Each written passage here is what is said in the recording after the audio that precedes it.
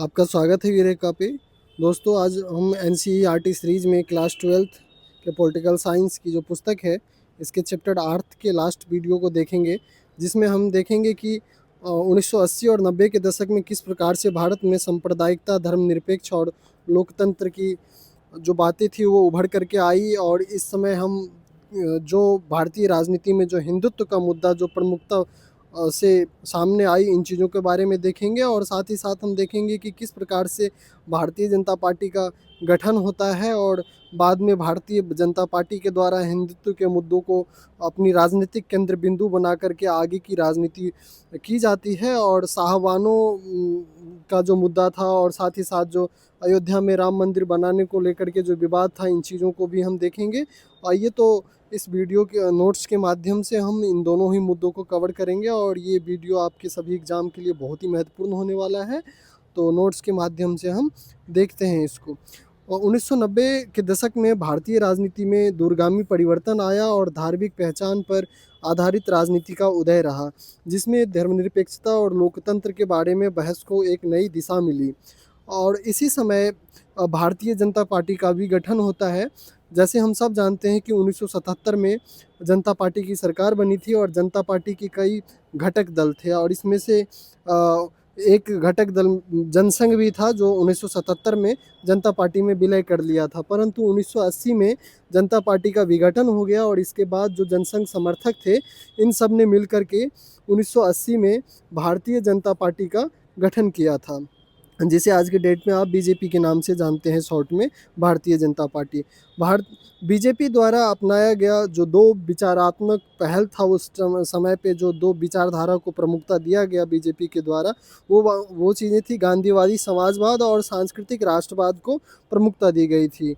और हिंदुत्व की राजनीति को महत्व प्रदान किया गया बीजेपी के द्वारा। 1984 के चुनाव में बीजेपी को खास सफलता नहीं मिली थी और 1986 के बाद बीजेपी ने राष्ट्रवाद को अपनी विचारधारा के केंद्र के रूप में बल देना आरंभ किया और एक देश एक संस्कृति एक राष्ट्र की बात लेकर के वो सामने आते हैं। और राजनीतिक लामबंदी के लिए उन्होंने हिंदुत्व की राजनीति को अपनाया। 1986 में दो घटना हुई जो भाजपा के राजनीति का केंद्र बिंदु थी, जिसमें से एक साहबानों का मुद्दा था और दूसरा अयोध्या में राम मंदिर राम जन्म स्थल को लेकर के विवाद था। तो आइए हम इन दोनों ही मुद्दों को देखते हैं। तो सर्वप्रथम हम साहबानों केस को देखेंगे कि ये केस क्या था। आइए पॉइंट टू पॉइंट जानते हैं इन केस के बारे में। 1985 में साहबानों नाम की 62 वर्षीय तलाकशुदा मुस्लिम महिला ने अपने भूतपूर्व पति से, यानी कि जिससे उसका तलाक हो गया था, जो मुस्लिम रीति रिवाज के अनुसार, जो मुस्लिम को जो शरिया कानून है उनके हिसाब जो तलाक हुआ था, इसके बाद में इस मुस्लिम महिला ने, जो कि 62 वर्षीय तलाकशुदा महिला थी, वो अपनी गुजारा भत्ता के लिए सुप्रीम कोर्ट में, एससी यानी सुप्रीम कोर्ट में केस कर दिया अपने पति के ऊपर में। और जैसे कि दोस्तों आपको मैं बता दूं कि मुस्लिम कानून के अनुसार जो गुजारा भत्ता वहाँ पे नापाक माना जाता है, सही नहीं माना जाता है, गैर कानूनी माना जाता है। परंतु इस महिला ने अपने गुजारा के लिए, अपने पति के ऊपर में गुजारा भत्ता के लिए एससी में केस किया था, जो कि देखा जाए तो मानवाधिकार के दृष्टिकोण से जायज़ था। सर्वोच्च न्यायालय ने महिला के पक्ष में निर्णय दिया था और जो पुरातन पंथी मुसलमान ने एससी के इस फैसले को मुस्लिम पर्सनल लॉ को हस्तक्षेप माना, मुस्लिम पर्सनल लॉ में हस्तक्षेप माना। कुछ मुस्लिम नेताओं के मांग पर तत्कालीन जो कांग्रेस पार्टी की सरकार थी, और इस समय में जैसे हम सब जानते हैं कि 1984 में इंदिरा गांधी जी का डेथ हो गया था और उनके डेथ के बाद में राजीव गांधी जी की सरकार चल रही थी।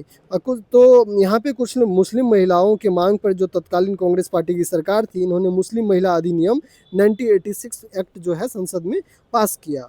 और इसके माध्यम से, इस अधिनियम के माध्यम से सरकार ने कोर्ट के फैसले को निरस्त कर दिया और सरकार के इस कार्य का अनेक महिला संगठन और अनेक मुस्लिम समूह तथा अधिकांश बुद्धिजीवियों ने विरोध भी किया था उस समय पे। और बीजेपी ने इसे अल्पसंख्यक समुदाय को दी गई आवश्यक छूट और उसका तुष्टीकरण बता करके आलोचना किया, क्योंकि तुष्टीकरण से दोस्तों तात्पर्य है कि किसी आप एक धर्म विशेष को लेकर के आप राजनीति कर रहे हैं या फिर उनको एक विशेष महत्व प्रदान कर रहे हैं उसको। जैसे कि अगर देखा जाए तो मुस्लिम पर्सनल लॉ जो था उसके अनुसार तो मान लीजिए अगर वो चीज़ें गलत थी, परंतु अगर आप मानवाधिकार के दृष्टिकोण से देखते हैं, महिलाओं के अधिकार के दृष्टिकोण से देखते हैं, तो सुप्रीम कोर्ट का जो फैसला था वो जायज़ था। और सरकार ने उस फैसले को अगर पलट दिया तो स्वाभाविक सी बात ही थी कि जो बहुत सारे एनजीओ थे जो मानवाधिकार के लिए कार्यरत थे, महिलाओं के अधिकार के लिए कार्यरत थे, और जो मुस्लिम वर्ग के जो बुद्धिजीवी लोग थे और अन्य वर्ग के भी जो बुद्धिजीवी लोग थे, इन सब ने विरोध किया इन चीज़ों का, सरकार के द्वारा उठाया गया इस कदम को। तो इसीलिए इसे तुष्टीकरण की राजनीति कहा गया। भारतीय राजनीति में यहीं से धर्म विशेष को लेकर के तुष्टीकरण की राजनीति भी हमें उभर के देखने को मिलता है। अब हम आते हैं एक और प्रमुख मुद्दे को लेकर के, जिसे हम अयोध्या विषय के नाम से जानते हैं या अयोध्या विवाद के नाम से जानते हैं। कई बार इसे राम जन्मस्थली विवाद के नाम से भी जाना जाता है। अब देखिए, मामला ये था कि अयोध्या उत्तर प्रदेश का एक प्राचीन धार्मिक नगर है और यह पवित्र स्थल जो है भगवान राम का जन्मस्थली है। 1528 में श्री राम के जन्म स्थान पर 3 गुंबद ढांचा निर्मित किया गया, परंतु ढांचे के जो बाह्य भाग है वहाँ पे हिंदू प्रतीक तथा जो अवशेष को प्रत्यक्ष रूप से देखा जा सकता था। यानी कि जो गुंबद बनाया गया, ये पहले मंदिर हुआ करता था, इसको मुस्लिम आक्रांता के द्वारा तोड़ करके मस्जिद का रूप दे दिया गया था। और मस्जिद के रूप दिए जाने के बावजूद भी उस मस्जिद में जो हिंदू प्रतीक चिन्ह था उन चीज़ों को देखा जा सकता था। तो जो विवाद की शुरुआत होती है यहाँ पे कि कई हिंदू संगठन का दावा था कि बाबरी मस्जिद उस स्थान पर बनाई गई है जहाँ पहले राम जन्मभूमि था। बाद में यह विषय एक लंबा जो है विधिक यानी कि कानूनी बाद में जाकर के विधिक बाद में बदल गया, और जिसमें न्यायिक प्रक्रिया आरंभ होने कारण जो है 1949 में ढांचे को सील कर दिया गया था। और 1990 के दशक में इस मुद्दे पर एक बड़ा आंदोलन शुरू हुआ देश में, जिसे राम जन्मभूमि आंदोलन कहा जाता है, जिसमें बीजेपी, विश्व हिंदू परिषद मुख्य भूमिका में थी। और 1986 में फैजाबाद जो अयोध्या के जिला न्यायालय के एक निर्णय से 3 गुंबद ढांचे की स्थिति में एक महत्वपूर्ण मोड़ आया और ढांचे के ताला को खोलकर लोगों को पूजा करने की अनुमति दी गई। इसके बाद हिंदू और मुस्लिम दोनों पक्ष के इस स्थान के स्वामित्व को लेकर के दोनों पक्ष के बीच में विवाद और ज़्यादा बढ़ गया।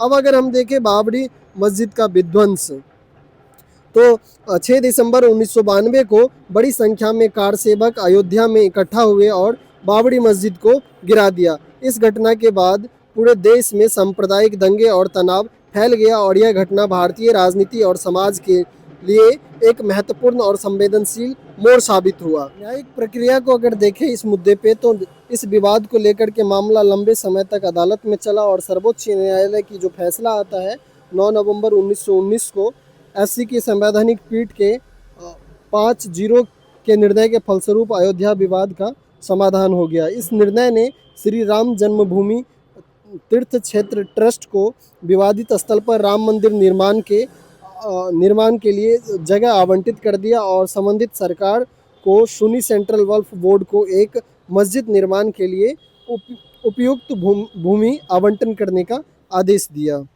अयोध्या मामले का भारतीय राजनीति पे अगर हम प्रभाव को देखें तो 3 मुख्यतः प्रभाव रहा। एक तो सांप्रदायिकता और धर्मनिरपेक्षता पर बहस तेज हुई, इससे राजनीतिक दलों की राजनीतिक रणनीतियां में बदलाव देखने को मिली और साथ ही साथ यह मुद्दा लंबे समय तक राष्ट्रीय राजनीति का प्रमुख विषय बना रहा। अब अगर निष्कर्ष को देखें तो अयोध्या विवाद भारतीय राजनीति में धर्म राजनीति और लोकतंत्र के जटिल संबंध को दर्शाता है और इसने यह भी दिखाया कि ऐसे संवेदनशील मुद्दों पर समाधान संवैधानिक और न्यायिक प्रक्रिया के माध्यम से किया जाना चाहिए।